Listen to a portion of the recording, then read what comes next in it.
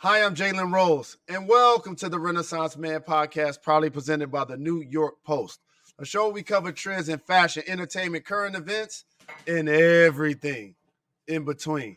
My next guest is a Hall of Famer, three-time champion, 13-time NBA All-Star. Miami's everything, by the way. It's called Wayne County. All-time leader in points, games, assists, and steals, a gold medalist, a businessman, a husband, a father, and you can find his new photo memoir, Dwyane, in stores now.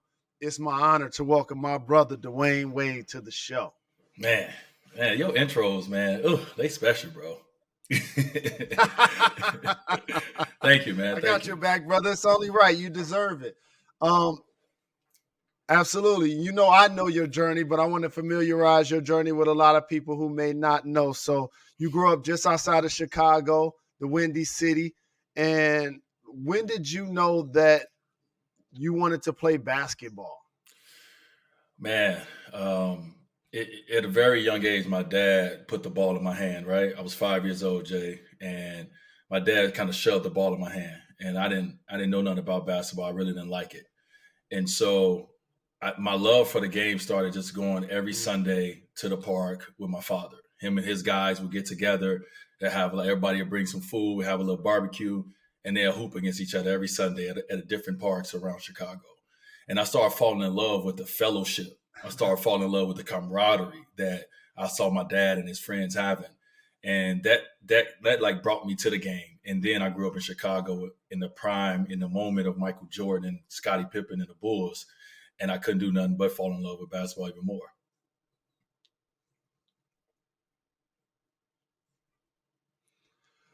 So you got a chance growing up there to see the GOAT win all of his championships along with Scottie, as you mentioned, and fall in love with the game. But outside of sports, what made you tick as a youngster? What was it like for you in elementary school and middle school? Man, I was very quiet. I was very to myself. I always sat back and like observe people. I always watch people, just to try to understand people because I grew up in a small community. I didn't, and going to school, you go to school with people from different communities, and moving around like I did, you go to school with people from different cultures. And I wasn't someone who liked to talk or ask questions, so I would just listen. And so, very shy kid. If you ask anybody that know me from back then, they'll be like, "There's no way that this guy is the guy that he is today," because he didn't he didn't say much. Mm. You ended up going to Marquette, but there had to be clearly periods of time when you were in high school when you felt yourself. Forget the rest of the world. I had this moment where I got game. When did you realize I got game? And when did you start telling yourself you was going to the league? Man, you know what? I had a bigger brother, Jalen, and my bigger brother was 2 years older than me. And having somebody older than you that's good at the game, you want to be better than them. And I remember when my brother came back from college, he went to junior college. He came back my junior season in high school. And for me, this was the biggest moment of my life at that point because I had to show my big brother that little bro grew up. And man, I must have had like 34. I probably had like 15 rebounds, like tennis. Like I had a crazy stat line and I was dunking on people. And I just remember my brother looking at me and standing up and he gave me that love. And so at that moment, I knew that I had something a little different. I knew that I can go to some level. It was like an out of body experience. And I was like, man, I never felt that before. Let me get that again. And I just knew that the work that I put in over the summer gave me the confidence to go out there and do that. So for me, it was just like if I work, and once my head come up, man, I mess around and have an opportunity to play in the NBA one day. So I believed, probably when nobody else did. And you did make it to the NBA. You were selected 5th in the 2003 draft by the Miami Heat. Now, I'm a Detroit Pistons fan. And so let me get this right. There was an NBA draft that took place that had LeBron James, Dwyane Wade, and Chris Bosh. And my team ended up with Darko. Now, I'm glad that he got a chance to play 10 plus years and make the money that he made. But tell me, is there ever a time when you guys are sitting around and y'all thinking about how that journey could have been different if the Pistons had picked different? No, we haven't really had that conversation. You know, I remember though. I remember going to Denver to work out, and Kiki Vandeweghe was the GM at the time. And I remember after my workout, I remember asking Kiki, like, "Yo, why am I here? Like, y'all taking Melo?" And I remember Kiki saying, "Well, if Detroit takes Melo, then we got to think differently." And so at that point, I was like, "Oh man, they think I'm like a top 3 pick." I had no idea, but like Darko came out of nowhere, and we understood, I guess, as kids, like, man, we haven't seen this skill set. Like, we knew that the skill set that he was bringing was like, wow, we haven't seen that. But at the same time, we knew that guys over here was already proven, and so it was a surprise to all of us that he was picked so high because we never seen him. It's not like today you could see all the players across the world, and so that was the shock of it all. It wasn't about his skills because he had them. Agreed. And Brown was pulling up in a Hummer doing work, balling on ESPN. You was getting triple doubles at Marquette. Melo won the national championship, and Bosch was balling at Georgia Tech. And so I must ask you, and shout out to CP3, first guy in the history of the league with 20,000 points and 10,000 assists. I have to ask you, please tell me the origin of the famous Banana Bowl picture. So it's kind of similar to this. You know that famous photo that Brown and I have with my arms out like this, and he's dunking, and everybody think that that's a lob. At Milwaukee, that's cold. At Milwaukee, right? But everybody think that that's a lob, and I tell everybody that was a bounce pass. But no, it doesn't matter how many times I said. Everybody believes it was an alley oop, right? And so take the banana boat. My wife was on the banana boat. Carmelo was never on the banana boat. And we are the Banana Boat crew. It's crazy. It don't make sense. But it ended up being one of those classic viral pictures, but it also highlighted the love you guys have for each other. And another thing you guys did, each of you that I named, is the ESPYs. That was epic for me because I was there. Can you recall, like, not only being a professional athlete and an entrepreneur and a leader in your community, but deciding, and you all deciding, that we weren't going to just shut up and dribble? Yeah, man. Jalen, that was a very, very important moment for our brotherhood. You know, we've always talked about this brotherhood, and, you know, it's always been cool to write about. But what are we going to do with this brotherhood? What are we going to do with this collective power or this collective reach of our voices? And that was a moment for us where we was like, it's time. You know, Melo had put out a post around that time that was very impactful, inspirational and inspiring. And we all got on the phone and we talked about what we were going to do. And the ESPYs was coming up and we knew that they wanted all of us to be there. And so with our teams, we sat down and decided that, you know what, we're going to use this moment, this platform to speak to the athletes and everybody around the world that's listening about what's going on in our country. And so that was a powerful moment for us, probably one of the dopest moments that we will all ever have individually and collectively. What is it like for you how do you feel when you hear this term, Wade County? I mean, I'm honored. I'm honored, man. Like you guys, everyone heard my story a million times. I got a similar story to a lot of young Black kids in this world, and you never thought that you would go someplace and be and they would adopt you as their own, and they would give you a name to a county, right? And it fits. Like Dade County turns to Wade County. Like it's just crazy. So for me, I always try to show love and respect to Miami-Dade County, aka / Wade County, because man, they raised me, they protected me, they covered me. You know, they let me make mistakes, and they cheer me when I made mistakes, or they lift me up when I made them, and they cheer me when I've had success in that city. And so I love them, man, and I appreciate them just giving me that nod. That's just respect. Your first championship in Miami was the year I retired, and I remember covering it. And it was all white everything. And you had a historic NBA Finals performance. What was that like for you, knowing how much you loved Michael Jordan growing up? You're one of the greatest shooting guards to ever play the game. And you know great players like yourself are defined by championships in a lot of ways. Mm-hmm. So what was that period and that playoff run and then that NBA Finals like for you as you look back at it? Yeah. In our era, it was, if you don't win championships, you're not great. And it was nothing else. That's just the way that that's the way it was portrayed. And so once I got there, I knew if I wanted to be on Kobe Bryant, Michael Jordan level, I had to be considered a champion, simply put. They don't tell you how you have to be. They just say you have to be. And when I got my opportunity at 24 years old, my third year in the NBA, with one of the most dominant centers to ever play the game, I knew that this was my chance, and I couldn't have let this opportunity slide by. And at that point in the season, the team had already gave me the ball. GP gave me the ball. Jay Will gave me the ball. James Posey gave me the ball. Antoine Walker they was like, young fella. Alonzo was like, young fella, we're going to follow you. So the confidence that I had was out of this world. I never had that much confidence in my life. And I was on the biggest stage of my life with the most confidence. And I had Big Shaq behind me. So, I felt like it was nothing I could not do.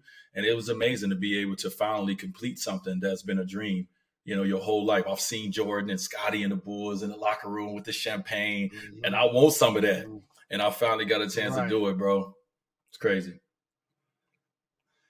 Pat Riley, an NBA icon, former player, champion with the Lakers. He's champion with the Miami Heat. He helped author what I call the Miami Mafia, the Heat culture, along with Eric Spoelstra and yourself and Alonzo Mourning and UD. Can you explain what that means? Because that's not just an NBA team. Like, y'all not just showing up. That's a family. So can you acknowledge what was that like to be a part of that group? Man, you know what, Jalen? I'm still learning, and I've been retired for 3 years, and I'm still learning what it means to be a part of a family. And sometimes when you hear the word family, you'll be like, oh, okay, we family, but y'all not doing this for me, or y'all not doing that for me. And then you realize, no, my family, we have issues. We have arguments. We may not talk for 5 years, and then we have a moment where and so we are a family. Yep. And I feel that when we came in, when you and I came in, it was a precedent that was already set, that Pat Riley said that these are the standards. If you want to be here, if you want to win, these are the standards that you live by.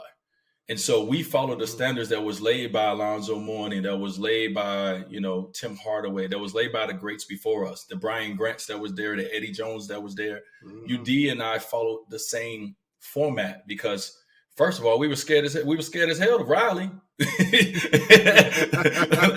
You know what I mean? But so just being at that point of following that and seeing that led to success, we became the bearers of that. We became the ones that understood that this is the culture and we got to pass this down to the next gen and the next gen. And so you see that still going. UD is still passing down what we learned in the culture about what family is. And family ain't, like I said, family ain't perfect. You know what I'm saying? And, Miami is going to demand a lot of you and a lot out of you. And it's going to take a lot to be there mentally and physically. But at the end of the day, we all walk away with moments that is all going to last us a lifetime because we all bought into, standards. Have you ever thought about one of my biggest what ifs in the history of the NBA is what if LeBron would have stayed in Miami?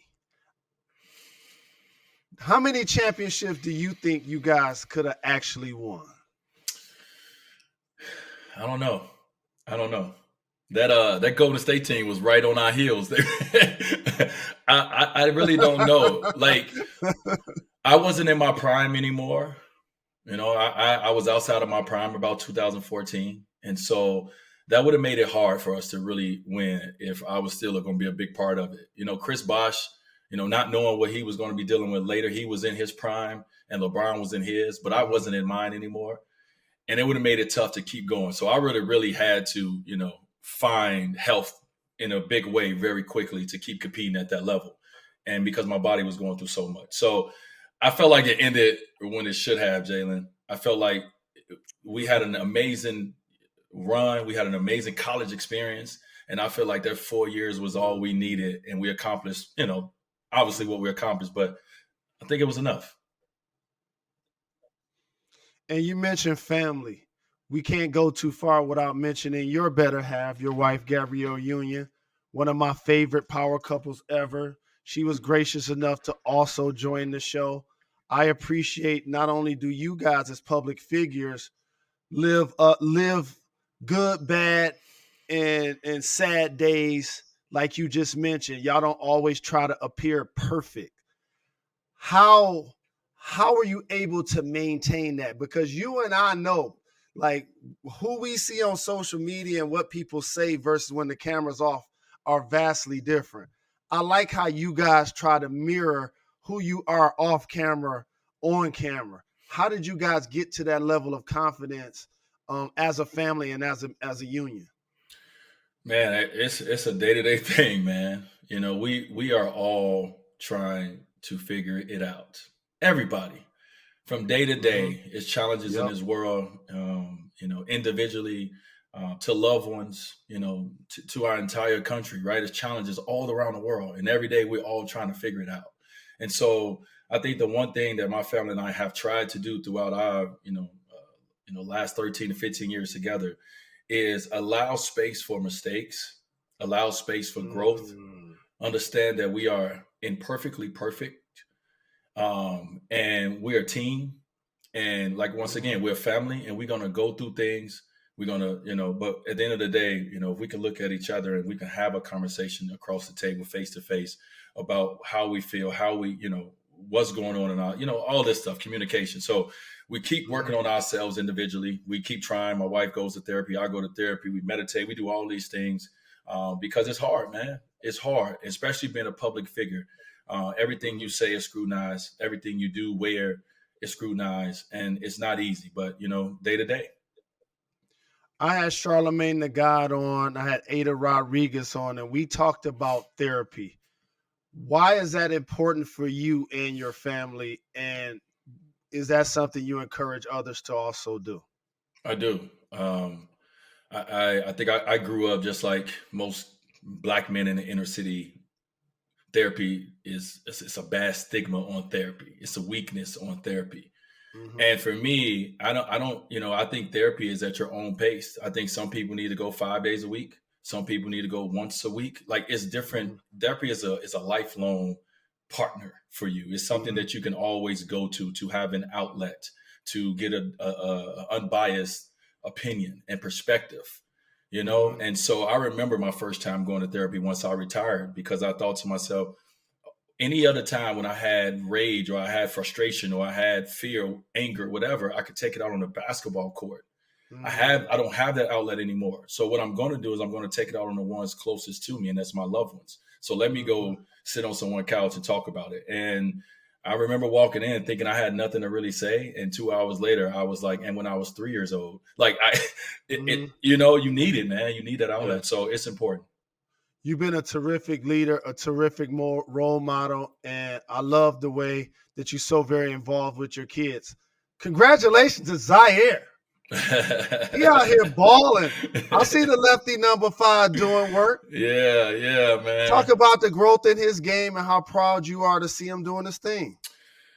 Man, what I'm most proud of is people got to understand. My son went to high school his senior year, Sierra Kane, and he had a big injury that kept him out. He barely played. He went to Brewster.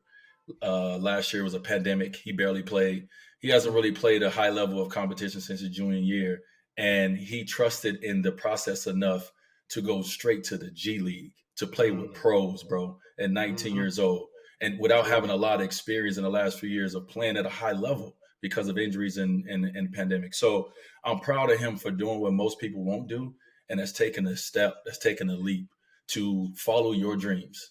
And that's what he's doing, bro. So I'm a proud father because of that. He is. And as you know, sometimes people miss opportunity because it's dressed in overalls. It looks like it's hard work.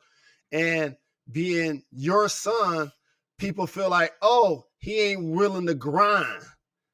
So now all of a sudden he go down there, he in the G League, he doing this thing, he balling. The sky's the limit as long as he continues to do exactly what he's doing. So I'm happy for him. I just wanted to make sure I give him a shout. And also, it's been beautiful to watch. D-Wade, it's been beautiful to watch. You and your wife, your unconditional love you guys have shown to Zaya as she's gone through her journey with identity. Did you always see yourself being like the kind of family man and ambassador that you are now, and just talk about just navigating those circumstances as a public figure? Yeah, I mean, I think as a kid, I always dreamed about family. I dreamed about getting my family out of the poverty that we were in. I dreamed about one day having a big Thanksgiving and bringing all my family together. Like I dreamed of all that, and I get a chance to live that today. And so I just, once again, man, at the end of the day, I feel like the biggest reason I'm on this earth, one of my biggest purpose on this earth is to be a father.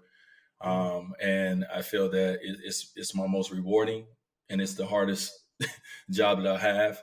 And I'm trying my best to treat each kid individually as they appear and getting to know each of them and not giving this one blanketed, way of doing something. And so Zaya is Zaya. She's not Zaire. And I try to get to know Zaya where she is. And man, I'm loving the young lady that I'm getting a chance to be introduced to. So I don't feel like I've done anything special. I feel like I've just done what is in the books for a parent to do. And that's to sit back and listen and love and learn about your child.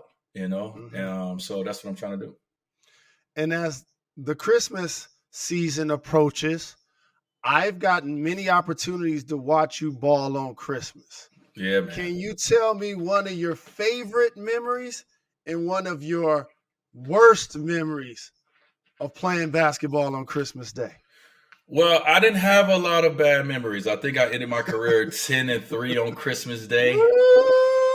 I mean, and the last two came at the end of my career, them losses. So I was 10-1 at one point. But my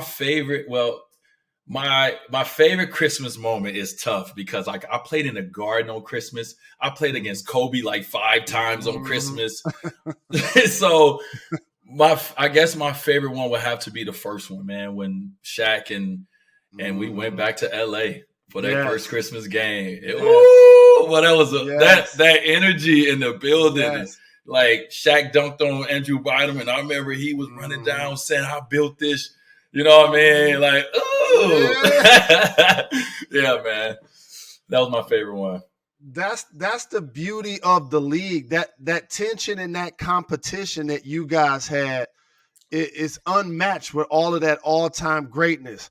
But there's something that's happening that you get a chance to also continue that rush. You're a part owner of the Utah Jazz. Yeah. Congratulations. Thank you. There, for those that don't know, one of the best teams in the Western Conference, the Golden State Warriors, the Phoenix Suns, and the Utah Jazz are the best teams in the Western Conference. Donovan Mitchell, in particular, recently has been terrific. Jordan Clarkson, hey, man, he improved his handle.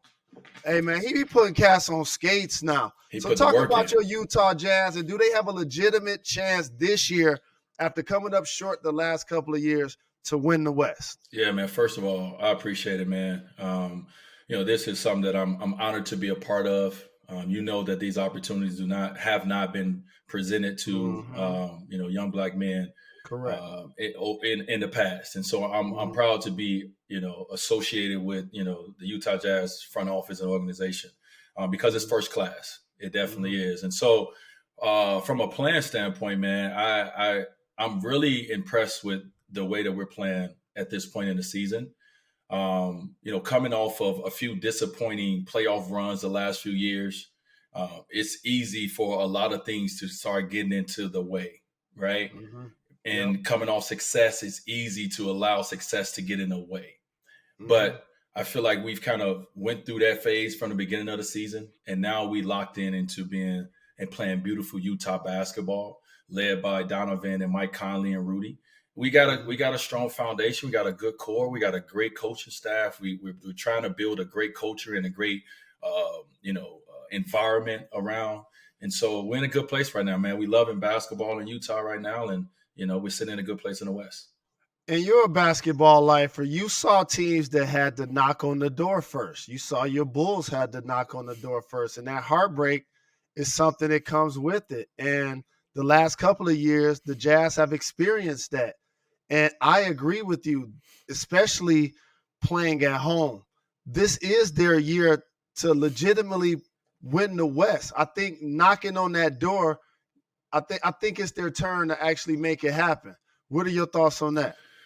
I mean, you want it to be, we want the story to be written that way because that's how it goes. But sometimes the story isn't written like that neither. And so I don't want us to put that pressure on ourselves. I want us to continue to do the work to get better daily as a team. And once you do that, eventually you're going to push through if you believe enough. Right. And so I don't want us to put that pressure on ourselves, man. That right there gets you to overthinking. It gets you to holding the ball. The ball gets a little bit more sweaty. So we have an unbelievable future with our star players and Donovan, where he's taking his game at an all-star level. And we have, it could be a lot of conversation about it, but we got the 3-time Defensive Player of the Year that holds the back down like no other. I mean, listen, I know it's a lot of great defenders in our league. It's a lot of people who are worthy of Defensive Player of the Year. We can have that conversation. It's big guys, little guys, it's all kind of guys. But you cannot argue with what that man brings to the game of basketball for his team. And so we have built around those guys, and obviously with the presence and a veteran, leadership of Mike Conley and now Rudy Gay and man, Joe Ingles, like all these guys, man, we just got a great group of individuals, and we just want to see them reach their full potential. And Coach Quinn is doing an amazing job of it. So I'm just going to sit back and watch and not get in the way. Jingles, that's my guy. He be out there dropping dimes, knocking down threes. I love him. Joe. And also, you crushing it in the media on TNT. You got Wade Cellars wines. Please familiarize us with Wade Cellars wines. Man, look, I'm out here, Jalen. I'm out here, man. I'm trying to do all the things that's just organic, man, and just that's authentic, and that's a part of my life. Like I want to work, and my work is living life, right? And that's what Wade Cellars is. It's a part of my day to day. Last night, like I wasn't drinking Wade Cellars, but I was drinking a bottle of Petrus with my guy. Shout out to Corey Gamble, who bought me a bottle of 1977 Petrus. This is a part of my lifestyle, and so Wade Cellars is that. It's a part of my lifestyle. It's Jeter, which I'm launching today, is a part of my lifestyle. And so just being able to find the right brands, to find the right partners and individuals to be able to take on this journey as a part of my lifestyle has been so cool, man. So I'm blessed, I'm lucky, and I'm just trying to put on and continue to show the next generation what's possible for us. It's not a box that we can't, step out of and become, whoever and whatever we want to be. And also, you're soon to be best-selling author because you got a photo memoir coming out. Where can we pick it up? When is it coming out? Well, my photographic memoir, Dwyane, I'm very proud of it. It came out November 16th. You can find it, obviously, everywhere. It's in bookstores, local bookstores. You can go, obviously on Amazon. You can go to all the places and find it. It's something that I'm proud of because Jalen and you are a part of this, as well as Michael Jordan, Scottie Pippen, and the Bulls. But Jalen Rose, Jimmy, Ray, Jawan, Chris Webber, y'all were images for young black kids. For real, man. Y'all were images for us. Like, y'all were touchable. Y'all were people who we thought we could be like. And so this book is the same thing. It's an image for a young kid to be able to look at someone that grew up like them, that looked like them, that talked like them, and see what's possible. You know what I mean? And so I just wanted to become an image, man. So like, I thank you for being an image for a young black man like myself. Brother. Thank you, brother. I appreciate that. And before I let you get out of here, I have a rapid fire segment called Gone in 60 Seconds. You ready to do this? I'm ready to do this. Now, you and I both take chances with our fashion. Look back at your journey.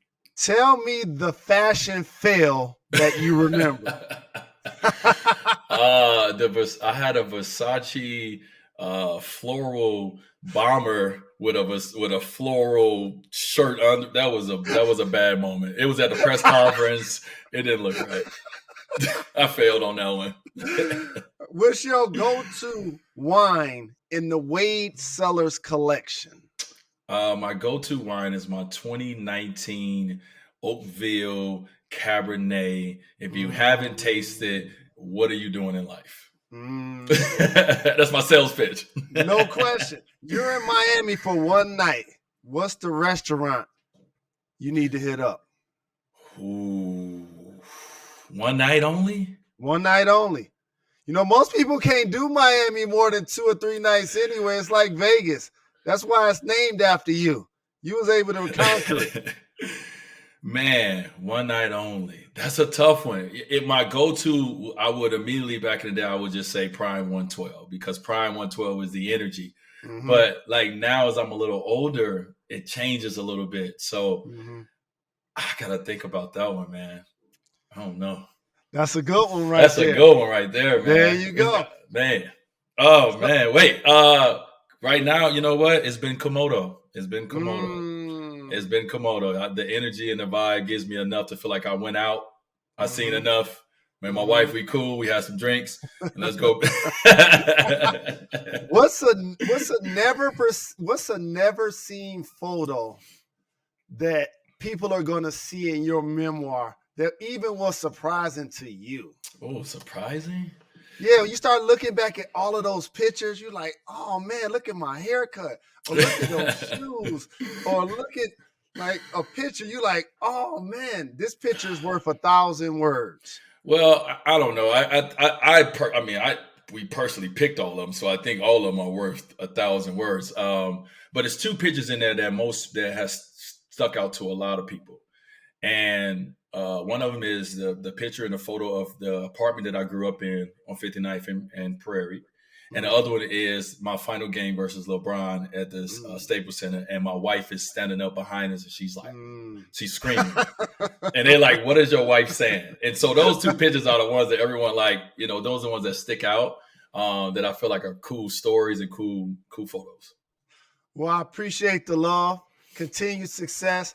I'll definitely see you in the Western Conference playoffs because your Jazz will be there, and hopefully they're in the NBA Finals. Thank you for joining me, Flash. Appreciate the love. Man, listen, man, I had to say one more thing to you, Jay. All the stuff that we all get credit for as athletes, the work that we do is great, but some people don't do the real work, and you're doing the real work. The Jalen Rose Leadership Academy, bro, that is life-changing. I tip my hat to you.